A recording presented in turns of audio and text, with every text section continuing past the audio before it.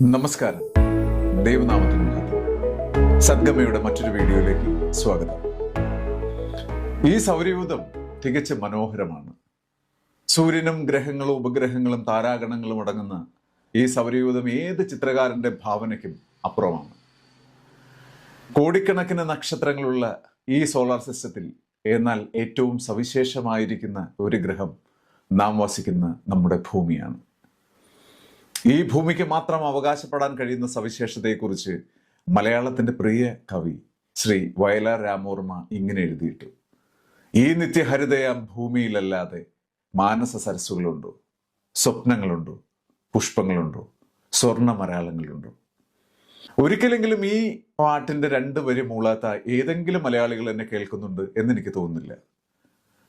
കാവ്യാത്മകമായ ഭാഷയിൽ പ്രിയ വയലാർ എഴുതിയിട്ടത് ഗദ്യരൂപത്തിലേക്ക് മാറ്റിയാൽ ഇപ്രകാരമാണ്: ഈ അണ്ടകടാഹത്തിൽ, ഈ പ്രപഞ്ചത്തിൽ, ഈ ഗ്രഹങ്ങളും നക്ഷത്രങ്ങളും ഒക്കെയുള്ള ഈ പ്രപഞ്ചത്തിൽ നമ്മുടെ ഈ ഭൂമിയിൽ ഉള്ളതുപോലെ പച്ചപ്പും ജീവനും ജീവിതവും സ്വപ്നങ്ങൾ പേറുന്ന മനുഷ്യരും മറ്റേതെങ്കിലും ഗ്രഹത്തിലുണ്ടോ? സത്യത്തിൽ വയലാർ ചോദിച്ച ചോദ്യമുണ്ട്: മറ്റെവിടെയെങ്കിലും ജീവന്റെ തുടിപ്പുകളുണ്ടോ ഈ ഭൂമിയിലല്ലാതെ എന്ന്. ആ ചോദ്യം നാം ചോദിക്കേണ്ടത് എന്തിനും ഏതിനും സംവാദങ്ങളും സെമിനാറുകളും ഒക്കെ സംഘടിപ്പിച്ചുകൊണ്ടിരിക്കുന്ന നവനാസ്തികരോടും സോകോൾഡ് എവല്യൂഷനിസ്റ്റുകളോടുമാണ്. കാരണം അവരാണ് ഇപ്പോൾ ശാസ്ത്രത്തിന്റെ വാക്താക്കളെന്നും പ്രയോക്താക്കളെന്നും ഒക്കെ അവകാശപ്പെട്ട് മുന്നോട്ട് വന്നുകൊണ്ടിരിക്കുന്നത്. എല്ലാ കാലങ്ങളിലും ക്രിയേഷനിസ്റ്റുകൾ, സൃഷ്ടിയിൽ വിശ്വസിക്കുന്നവർ ചോദിച്ചിട്ടുണ്ട്, എന്താണ് വേറെ ഏതെങ്കിലും ഗ്രഹങ്ങളിൽ ജീവനൊക്കെ ഉണ്ടോ എന്ന് ചോദിച്ചിട്ടുണ്ട്. അല്ലെങ്കിൽ എന്തുകൊണ്ട് ഭൂമിയിൽ മാത്രം ജീവൻ ഉണ്ടായി എന്നും ചോദിച്ചിട്ടുണ്ട്. പക്ഷെ ആ സമയത്തെല്ലാം അവരുടെ മറുപടി വരുന്നത് ബിഗ് ബാങ് സിദ്ധാന്തത്തിന്റെ പശ്ചാത്തലത്തിലാണ്, മഹാവിസ്ഫോടന സിദ്ധാന്തം. അതിന് പ്രകാരം 13.7 ബില്യൺ വർഷങ്ങൾക്ക് മുൻപുണ്ടായിരുന്ന കോസ്മോസ് താപം വർദ്ധിക്കുകയും സാന്ദ്രത വർദ്ധിക്കുകയും ന്യൂട്രോൺ പ്രോട്ടോണായി ട്രാൻസ്ഫർ ചെയ്യപ്പെടുകയും ചെയ്യുന്ന ഒരു പ്രോസസ് ദശലക്ഷക്കണക്കിന് വർഷങ്ങളോളം നീണ്ടുപോകുന്നു. ഒടുവിൽ തണുത്തുറഞ്ഞ് അതിൽ മൂലകങ്ങൾ രൂപീകരിക്കപ്പെട്ടു, അല്ലെങ്കിൽ മൂലകങ്ങൾ ഉണ്ടായി. ആ മൂലകങ്ങളുടെ ഫലമായിട്ട്, പ്രവർത്തന ഫലമായിട്ട് ഗാലക്സികൾ ഉണ്ടായി. ആ ഗാലക്സിയിൽ ഗ്രഹങ്ങൾ അടക്കമുള്ള നിരവധി അചേതന വസ്തുക്കൾ. ഇതാണ് ബിഗ് ബാങ് സിദ്ധാന്ത പ്രകാരം നമുക്ക് ലഭിച്ചുകൊണ്ടിരിക്കുന്ന ഒരു മറുപടി. 1927 ജോർജ് ലെമൈറ്റർ എന്ന് പറയുന്ന ആസ്ട്രോഫിസിസ്റ്റ് ആരംഭിച്ച ഒരു സിദ്ധാന്തമാണ് ഈ മഹാവിസ്ഫോടന സിദ്ധാന്തം. എന്നാൽ ആ കാലത്ത് തന്നെ അദ്ദേഹത്തിന് ശാസ്ത്രജ്ഞന്മാരുടെ ഇടയിൽ നിന്ന് നിരവധി എതിർപ്പുകൾ നേരിട്ടു. ഉദാഹരണം പറഞ്ഞു കഴിഞ്ഞാൽ ഫ്രെഡ് ഹോയലിനെ പോലെയുള്ള സയന്റിസ്റ്റുകൾ ഇത് നിരാകരിച്ചു, അപ്പാടെ തള്ളി. ബിഗ് ബാങ് തിയറി എന്ന് പറയുന്നത് അത് വ്യക്തമായ തെളിവുകൾ ഇല്ലാത്തൊരു സിദ്ധാന്തമാണ് എന്ന് പറഞ്ഞ് ഈ ഫ്രെഡ് ഹോയലിനെ പോലുള്ള സയന്റിസ്റ്റുകൾ തള്ളിക്കളഞ്ഞായിട്ട് നമുക്ക് മനസ്സിലാക്കുവാൻ കഴിയും. തള്ളിക്കളയുക മാത്രമല്ല, അദ്ദേഹം പുതിയൊരു സിദ്ധാന്തം സമൂഹത്തിന് മുൻപിലേക്ക്, ശാസ്ത്രത്തിന്റെ മുൻപിലേക്ക് വെച്ചു. അത് സ്റ്റഡി സ്റ്റേറ്റ് തിയറി എന്ന് പറയുന്ന ഒരു സിദ്ധാന്തമാണ്. ഈ പ്രപഞ്ചം ഇപ്പോൾ ഉള്ള അവസ്ഥയിൽ തന്നെ പണ്ടും ഉണ്ടായിരുന്നു. എന്നാൽ ഈ ഫ്രെഡ് ഹോയലിന്റെ സിദ്ധാന്തത്തെ ശാസ്ത്രത്തിന്റെ അതികായകനെന്ന് നമ്മളിപ്പോൾ വിശ്വസിക്കുന്ന ആൽബർട്ട് ഐൻസ്റ്റീനെ പോലെയുള്ള ആൾക്കാർ തള്ളിക്കളഞ്ഞു. പറഞ്ഞു വരുന്നത് ശാസ്ത്രത്തിന് പോലും സമവായത്തിലെത്താൻ പറ്റാത്തതായ ഒരു സിദ്ധാന്തമാണ് ബിഗ് ബാങ് തിയറി. എന്നാൽ ആ ബിഗ് ബാങ് തിയറി മുന്നോട്ട് വെച്ചിട്ടാണ് ഇന്ന് ഞാൻ മുൻപേ പറഞ്ഞ എവല്യൂഷനിസ്റ്റുകളും ഏത്തീസ്റ്റുകളെല്ലാം വാദിച്ചുകൊണ്ടിരിക്കുന്നത്. അങ്ങനെയാണെങ്കിലും നമ്മളുടെ ചോദ്യം ഇപ്പോഴും നിലനിൽക്കുന്നു. കാരണം പറഞ്ഞു കഴിഞ്ഞാൽ ഈ മഹാവിസ്ഫോടന സിദ്ധാന്ത പ്രകാരം നമുക്ക് ആ മഹാവിസ്ഫോടന സിദ്ധാന്തം തന്നെ എടുക്കാം. കാരണം പറഞ്ഞു കഴിഞ്ഞാൽ ഈ ഫ്രെഡ് ഹോയലിന്റെ കണ്ടുപിടുത്തത്തെ ഒന്നും അധികം ആൾക്കാർ അംഗീകരിച്ചിട്ടില്ല.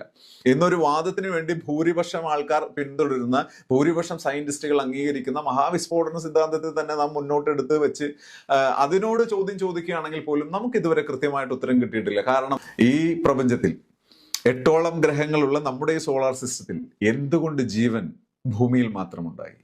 കാരണം പറഞ്ഞു കഴിഞ്ഞാൽ മറ്റ് 7 ഗ്രഹങ്ങൾ, ഭൂമിയേക്കാളും വലിപ്പമുള്ള ഗ്രഹങ്ങളുണ്ട്. ബാക്കി 7 ഗ്രഹങ്ങളുണ്ടല്ലോ. പറഞ്ഞു വരുമ്പോൾ ഒരു കാര്യം കൂടി ഒന്ന് സൂചിപ്പിച്ചോട്ടെ. ഞാനടക്കമുള്ള തലമുറ 9 ഗ്രഹങ്ങൾ എന്ന് പഠിച്ചു വളർന്ന ആൾക്കാരാണ്. പ്ലൂട്ടോ അടക്കം 9 ഗ്രഹങ്ങൾ എന്ന് പഠിച്ചു വളർന്ന ആൾക്കാരാണ്. അത് പ്രത്യേകിച്ച് ഒരു താളത്തിൽ പഠിച്ച കാലങ്ങൾ ഒരു പക്ഷേ നിങ്ങളൊക്കെ ഓർക്കുന്നുണ്ടാവും. നവരസങ്ങളെന്നും നവരത്നങ്ങളെന്നും നവഗ്രഹങ്ങളെന്നും ഒക്കെ പഠിച്ചു വന്നൊരു സമയം. എന്നാൽ ഇന്ന് പഠിക്കുന്ന കുട്ടികൾക്ക്, പ്രത്യേകിച്ച് 2006 ശേഷമുള്ള കരിക്കുലം എല്ലാം പറയുന്നത് 8 ഗ്രഹങ്ങളുള്ളൂ. 9ാമതുണ്ടായിരുന്ന പ്ലൂട്ടോയെ പിടിച്ച് പുറത്താക്കി. ഈ 1930 കണ്ടുപിടിച്ചപ്പോൾ കൈകൊട്ടി സ്വീകരിച്ച ആൾക്കാർ ഒരു 76 വർഷം കഴിഞ്ഞപ്പോഴേക്കും ആ പദവിയിൽ നിന്നെല്ലാം ഈ പ്ലൂട്ടോനെ പുറത്താക്കാനുണ്ടായ കാരണങ്ങൾ അവർ പറയുന്നത്, പ്ലൂട്ടോ ഒരു ഗ്രഹം എന്ന നിലയിൽ കംപ്ലീറ്റ് ചെയ്യേണ്ട കുറെ കാര്യങ്ങളുണ്ടായിരുന്നു, അല്ലെങ്കിൽ ഒരു പ്രത്യേക മെഷർമെന്റിലൊക്കെ പ്രവർത്തിക്കണം. അതിന് പ്ലൂട്ടോയ്ക്ക് കഴിഞ്ഞില്ല, അതുകൊണ്ട് പിടിച്ച് പുറത്താക്കി. അത് നിസ്സാരക്കാരൊന്നുമല്ല ഈ പുറത്താക്കൽ പ്രോസസ്സ് നിയന്ത്രിച്ചതും നിർവഹിച്ചതും. ഇന്റർനാഷണൽ ആസ്ട്രോണോമിക്കൽ യൂണിയൻ എന്ന് പറയുന്ന ശാസ്ത്രജ്ഞന്മാരുടെ, ജ്യോതിശാസ്ത്രജ്ഞന്മാരുടെ ഒരു സംഘടന തന്നെയാണ്. അപ്പോൾ നമുക്ക് തോന്നും ഈ 1930 ഈ പ്ലൂട്ടോയെ ആ ഒരു പൊസിഷനിലേക്ക് എത്തിച്ച സമയത്ത് ഈ സംഘടന ഉണ്ടായില്ലെന്ന് തോന്നിപ്പോകും. 1919 ഇത് ബെൽജിയം ബേസ് ചെയ്ത് ബെൽജിയത്തിലെ ബ്രസൽസിൽ ആരംഭിച്ച ഒരു സംഘടനയാണ്. അപ്പോൾ അന്ന് അവർ കൈകൂട്ടി സ്വീകരിച്ചു. പക്ഷേ ഒരു പ്രത്യേക സമയം കഴിഞ്ഞപ്പോൾ ഈ പ്ലൂട്ടോയെ പിടിച്ച് പുറത്താക്കി. നമ്മുടെ വിഷയം അതല്ലാത്തതുകൊണ്ട് അധികം ഒന്നും പറയുന്നില്ല. എങ്കിലും ഭാവിയിൽ ഒരു പക്ഷേ ഇനി ഇപ്പോൾ ഉള്ള ഈ 8 ഗ്രഹം എന്ന് പറയുമ്പോൾ അത് 9 ആകാം, പ്ലൂട്ടോയെ തിരിച്ചെടുക്കാം, അല്ലെങ്കിൽ പ്ലൂട്ടോ പോലെ വേറെ വല്ല ഗ്രഹങ്ങളെയും കണ്ടെത്താം, 9, 10, 10, 11 ആകാം. ഇനി അല്ല, ഇപ്പോൾ ഉള്ള 8, 7 ആയാലും 6 ആയാലും ചെയ്യുന്നത് ശാസ്ത്രജ്ഞന്മാരാണ്. അവരതിന്റെ സയന്റിഫിക് ഫോർമുലകൾ ബേസ് ചെയ്തിട്ടാണ് ചെയ്യുന്നത്. നമുക്ക് ചോദ്യം ചോദിക്കാനില്ല, അത് കൈനീട്ടി സ്വീകരിക്കാം. ഓക്കെ, നമുക്ക് മുന്നോട്ട് പോകാം. നമ്മുടെ ചോദ്യം ഇപ്പോഴും നിലനിൽക്കുകയാണ്. ഈ സൗരയൂഥത്തിൽ 8 ഗ്രഹങ്ങളുള്ളതിൽ എന്തുകൊണ്ട് ഭൂമിയിൽ മാത്രം ജീവനുണ്ടായി? ഈ ചോദ്യത്തിനുള്ള മറുപടി ഏകദേശം നമുക്ക് കിട്ടിക്കൊണ്ടിരുന്നത് 1608 കൂടിയാണ്. ആ സമയമായപ്പോഴേക്കും ശാസ്ത്രം അല്പാൽപ്പം വികസിച്ചുകൊണ്ടിരുന്നു. ചെറിയ ചെറിയ തെളിവുകൾ അവർക്ക് ലഭിച്ചുകൊണ്ടിരുന്നിരിക്കണം. ഈ 1608 സംഭവിച്ചൊരു കാര്യം എന്താണെന്ന് പറഞ്ഞാൽ, ഹാൻസ് ലിപ്പർഷ എന്ന് പറയുന്ന ഒരു ഡച്ച് കന്നഡ വ്യാപാരി, നെതർലൻഡുകാരനായ ഒരു കന്നഡ വ്യാപാരി, സക്കറിയ ജാൻസൺ എന്ന് പറയുന്ന അദ്ദേഹത്തിന്റെ പാർട്ട്ണറോടൊപ്പം അവരുടെ ബിസിനസ്സിനോട് ബന്ധപ്പെട്ട് ലെൻസ് കണ്ടുപിടിക്കുന്നു.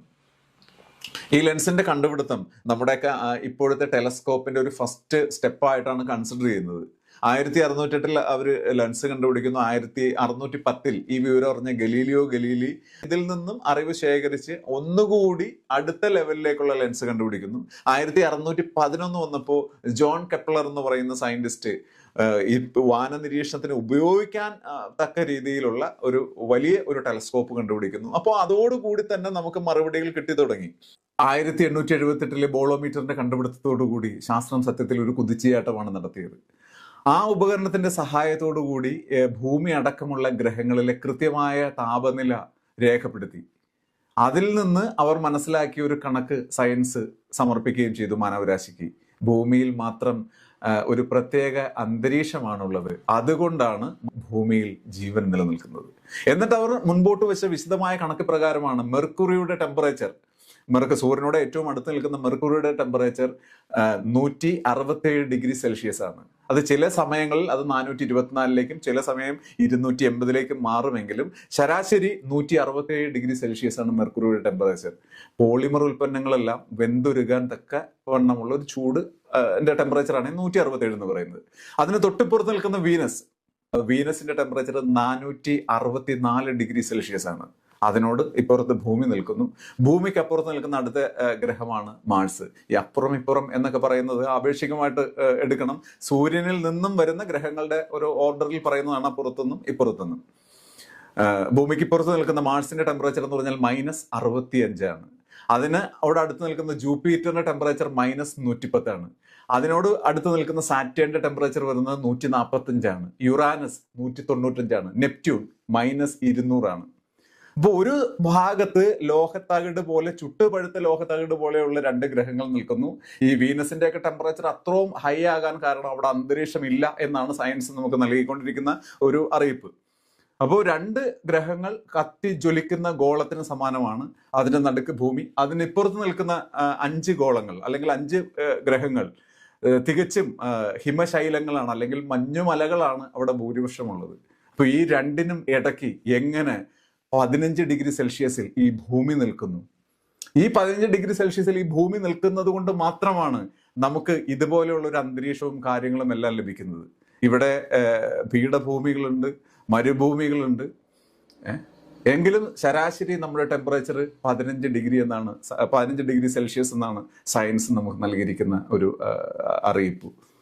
പക്ഷെ അതിന്റെ കാരണം എന്താണ്? സയൻസ് ഇരുട്ടിൽ തപ്പിയ സമയത്തും വിശുദ്ധ വേദപുസ്തകം അതിനും വർഷങ്ങൾക്ക് മുൻപ് ഇപ്രകാരം എഴുതി വെച്ചു. യെശയ്യാവിന്റെ പുസ്തകം 45-ാം അധ്യായം അതിന്റെ 18-ാം വാക്യം. ആകാശത്തെ സൃഷ്ടിച്ച യഹോവ ഇപ്രകാരം അരുളി ചെയ്യുന്നു, അവൻ തന്നെ ദൈവം, അവൻ ഭൂമിയെ നിർമ്മിച്ചുണ്ടാക്കി, അവൻ അതിനെ ഉറപ്പിച്ചു. വ്യർത്ഥമായിട്ടല്ല അവൻ അതിനെ സൃഷ്ടിച്ചത്, വാർപ്പിനത്രേ അതിനെ നിർമ്മിച്ചത്. നാളുകളായി ഉത്തരം കിട്ടാതെ നിന്ന ശാസ്ത്രം ഒരു ഉത്തരം നമുക്ക് നൽകിയപ്പോഴും അതിൽ അപൂർണമായ പല കാര്യങ്ങളും അവശേഷിച്ചിരുന്നു. കാരണം ടെമ്പറേച്ചർ കണ്ടുപിടിച്ചു. ആ ടെമ്പറേച്ചർ മുഖാന്തരമാണ് മറ്റ് ഗ്രഹങ്ങളിൽ ജീവൻ സാധ്യമാകാത്തതെന്നും ഭൂമിയുടെ 15°C എന്ന് പറയുന്ന ആ ഒരു താപനിലയാണ് ഇവിടെ ജനജീവിതം സുഗമമാക്കുന്നതെന്നും മറ്റ് വൃക്ഷങ്ങളും പക്ഷികളും ഒക്കെ ഉണ്ടാകാനുള്ള കാരണം ആ ഒരു ടെമ്പറേച്ചർ ആണ് എന്ന് ശാസ്ത്രം കണ്ടുപിടിച്ചു. എന്നാൽ ആ ടെമ്പറേച്ചറിന് പിന്നിലുള്ള രഹസ്യം ശാസ്ത്രത്തിന് ഇന്നും കൃത്യമല്ല. എന്നാൽ ആ രഹസ്യമാണ് വിശുദ്ധ ബൈബിളിൽ കൂടി വെളിപ്പെട്ടു വരുന്നത്. ബൈബിളിൽ എഴുതി, ഞാനിത് പാർപ്പിനത്രേ സൃഷ്ടിച്ചത്. പ്രിയ വയലാർ എഴുതിയിട്ട് ഒരു വരിയിൽ തുടങ്ങിയതാണ് നാം, ഈ ഭൂമിയിലല്ലാതെ മറ്റെവിടെയെങ്കിലും ജീവന്റെ തുടിപ്പുകളുണ്ടോ എന്ന്. സയൻസ് പറയുന്നതനുസരിച്ച് മറ്റെങ്ങും നിലവിൽ ജീവൻ കണ്ടെത്താനായിട്ടില്ല. ബൈബിൾ പറയുന്നു മറ്റെങ്ങും ജീവൻ കണ്ടെത്താനും കഴിയില്ല. കാരണം ഈ ഭൂമി അത് മാത്രമാണ് ദൈവം മനുഷ്യന് വേണ്ടി സൃഷ്ടിച്ചത്. കാലമേറെ മുന്നോട്ട് പോയി സയൻസും. ഈ ഭൂമിയിൽ മാത്രം എന്തുകൊണ്ട് ജീവൻ എന്ന ചോദ്യത്തിന് ഉത്തരം തേടിപ്പോയ ശാസ്ത്രം മടങ്ങിയെത്തിയത് ഈ ഭൂമി അതിന്റെ സാങ്കല്പിക അച്ചുതണ്ടിൽ 23° ചരിഞ്ഞ് സ്ഥിതി ചെയ്യുന്നു. ഈ ഒരു ചരിഞ്ഞ് സ്ഥിതി ചെയ്യുന്ന ഒരു രീതിയാണ് മറ്റ് ഗ്രഹങ്ങളിൽ നിന്നും ഈ ഭൂമിയെ വ്യത്യസ്തനാക്കുന്നത്. സത്യത്തിൽ ഈ കണ്ടെത്തൽ ഹൃദയം കൊണ്ട് സ്വീകരിച്ചവരാണ് ഇവിടുത്തെ ഓരോ ക്രിയേഷനിസ്റ്റുകളും അഥവാ ഓരോ ദൈവവിശ്വാസികളും. എന്നാൽ ഞങ്ങളെപ്പോലുള്ളവരെ കുറിച്ച് അടക്കം പറയുന്ന ഒരു കാര്യമുണ്ട്. അവർ പുരോഗതിക്കെതിരാണ്, സയൻസിനെതിരാണ്, കണ്ടുപിടുത്തങ്ങൾക്കെതിരാണ്, ചികിത്സയ്ക്കെതിരാണ്, ഇങ്ങനെയൊക്കെ പറയുന്ന വലിയൊരു വിഭാഗമുണ്ട്. എന്നാൽ അതൊന്നും സത്യമല്ല. 2025 പശ്ചാത്തലത്തിൽ നിന്ന് എനിക്ക് ഉറക്കെ വിളിച്ചു പറയാൻ കഴിയും, ഇവിടുത്തെ ഓരോ ദൈവവിശ്വാസിയും തിരിച്ചറിയുന്നുണ്ട് ഇന്ന് അവർ അനുഭവിച്ചുകൊണ്ടിരിക്കുന്ന ഈ പുരോഗതിക്കും പുരോഗമനത്തിനും അടിസ്ഥാന കാരണങ്ങളൊന്ന് ഇവിടുത്തെ ശാസ്ത്രത്തിന്റെ കണ്ടെത്തലും ശാസ്ത്രത്തിന്റെ ഡെവലപ്മെന്റും തന്നെയാണ്. എന്നാൽ ഞങ്ങൾ എതിർത്ത് നിൽക്കുന്നത് ശാസ്ത്രത്തെയല്ല, ശാസ്ത്രത്തിന്റെ പേരിൽ വരുന്ന ചില അനുമാനങ്ങളെയും ഊഹാപോഹങ്ങളെയും ചില സങ്കല്പ സിദ്ധാന്തങ്ങളെയും. ഈ 23° ചരിഞ്ഞു നിൽക്കുന്ന ഈ ഭൂമി ഒരു പ്രത്യേക ആവാസ വ്യവസ്ഥ ഈ ഭൂമിയിൽ നിലനിൽക്കുന്നു. അതുകൊണ്ട് ഇവിടെ ജീവൻ മുന്നോട്ട് പോയിക്കൊണ്ടിരിക്കുന്നു. എന്നാൽ വീണ്ടും ഞങ്ങൾ ചോദിച്ചു, എന്തുകൊണ്ട് 23° ചരിഞ്ഞു നിൽക്കുന്നു? ഭൂമിക്ക് തൊട്ടടുത്ത് നിൽക്കുന്ന 2 ഗ്രഹങ്ങൾ ലോഹത്തകിട് പോലെ ചുട്ടുപഴുത്തു നിൽക്കുകയാണ്. ഭൂമിയുടെ മറു സൈഡായി നിൽക്കുന്ന 5 ഗ്രഹങ്ങൾ കേവലം മഞ്ഞുമലകളാൽ നിബിഡമാണ്. എന്നാൽ പച്ച പട്ടെടുത്ത പോലെ ഈ ഭൂമിയെ ഇങ്ങനെ 23° ചരിച്ചു വെച്ച് സംരക്ഷിക്കുന്നത് ആരാണ്? എന്തുകൊണ്ട് 23° ചരിഞ്ഞു നിൽക്കുന്നു? ആരാണ് ഇങ്ങനെ ചരിച്ചു നിർത്തിയതെന്ന് ചോദിച്ചാൽ വിശുദ്ധ ബൈബിൾ കൃത്യമായിട്ടൊരു മറുപടി നമുക്ക് തരുന്നുണ്ട്. യോബിന്റെ പുസ്തകത്തിൽ 38-ാം അധ്യായം അതിന്റെ 4-5 വാക്യങ്ങൾ ഇപ്രകാരം നമുക്ക് വായിക്കുവാൻ കഴിയും. ഞാൻ ഭൂമിക്ക് അടിസ്ഥാനമിട്ടപ്പോൾ നീ എവിടെയായിരുന്നു? നിനക്ക് വിവേകമുണ്ടെങ്കിൽ പ്രസ്താവിക്കുക. അതിന്റെ അളവ് നിയമിച്ചവനാർ? നീ അറിയുന്നുവോ? അല്ല, അതിനളവ് നൂൽ പിടിച്ചവനാർ. ഈ 23ൽ നിന്ന് 22°യിലേക്ക് മാറിയിരുന്നെങ്കിൽ ചുട്ടുപഴുത്ത ലോഹത്തകിട് പോലെ മെർക്കുറിയെയും വീനസിനെയും പോലെ നമ്മുടെ ഈ ഭൂമിയും മാറുമായിരുന്നു. ഇനി ഇപ്പുറത്തേക്കാണ് 1/2 ഡിഗ്രി മാറിയിരുന്നെങ്കിൽ ഇത് മഞ്ഞിനാൽ മൂടപ്പെട്ട ഒരു ഗോളം മാത്രമാകുമായിരുന്നു. എന്നാൽ അളന്ന് തിട്ടപ്പെടുത്തിയ പോലെ ഈ ഭൂമിയെ നിലനിർത്തിക്കൊണ്ടു പോകുന്ന ആ ശില്പിയെ ഞങ്ങൾ ദൈവമെന്നും ആ ശില്പിയുടെ ഗ്രന്ഥത്തെ ദൈവികമായ അരുളപ്പാടുകളെന്നും ഞങ്ങൾ ഈ സമൂഹത്തോട് വിളിച്ചു പറഞ്ഞുകൊണ്ടേയിരിക്കും. തുടർന്നും സയൻസ് ഇങ്ങനെ വിളിച്ചു പറഞ്ഞു, ഈ ഭൂമി 23° ചരിഞ്ഞു നിൽക്കുന്നത് ഒന്നുകൊണ്ട് മാത്രമാണ്. ഇവിടെ സീസണുകൾ മാറി മാറി വരുന്നത്, ഇവിടെ ഋതുഭേദങ്ങൾ സംഭവിക്കുന്നത്, സമ്മർ, വിന്റർ, ഫാള്, സ്പ്രിങ് പോലെയുള്ള 4 സീസണുകൾ മുഖ്യമായി ഇവിടെ സംഭവിക്കുന്നത് ഈ ഭൂമി ഇങ്ങനെ ചരിഞ്ഞു നിൽക്കുന്നതുകൊണ്ടാണ്. വിശുദ്ധ ബൈബിൾ അതിനെക്കുറിച്ച് നമുക്ക് തെളിവ് തരുന്നുണ്ട്. സഭാപ്രസംഗിയുടെ പുസ്തകം 3-ാം അധ്യായം 1 മുതലുള്ള വാക്യങ്ങൾ. എല്ലാറ്റിനും ഒരു സമയമുണ്ട്, ആകാശത്തിന് കീഴിലുള്ള സകല കാര്യത്തിനും ഒരു കാലമുണ്ട്. ജനിപ്പാനൊരു കാലം, മരിപ്പാനൊരു കാലം, നടുവാനൊരു കാലം, നട്ടത്ത് പറിപ്പാനൊരു കാലം. അവസാനമായി ഒരു കാര്യം കൂടി പറഞ്ഞോട്ടെ.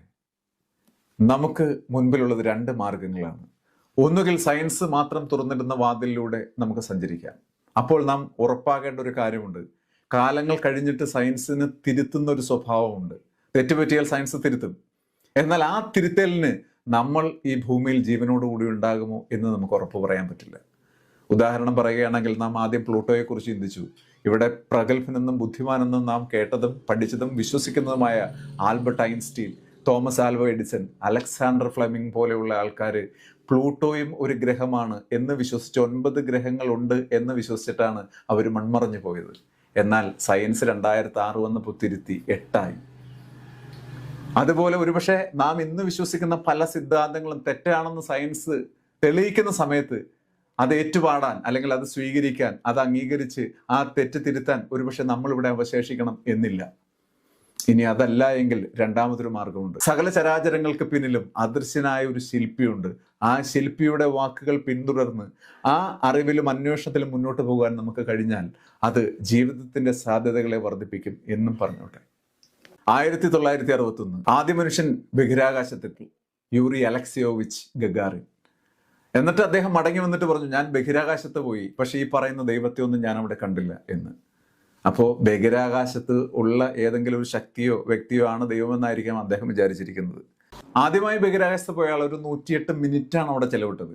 റഷ്യക്കാരനായിരുന്നു പോയത്. പക്ഷെ വീണ്ടും ചില വർഷങ്ങൾക്ക് ശേഷം, കൃത്യമായിട്ട് പറഞ്ഞ ഒരു 8 വർഷങ്ങൾക്ക് ശേഷം അമേരിക്കയിൽ നിന്ന് 3 പേര് പോയി. നീൽ ആംസ്ട്രോങ്ങും ബസ് ആൽഡ്രിനും മൈക്കൽ കോളിൻസ്, അങ്ങനെ 3 പേര് അപ്പോളോ സെക്കൻഡ് എന്ന് പറയുന്ന വാഹനത്തിൽ പോയി.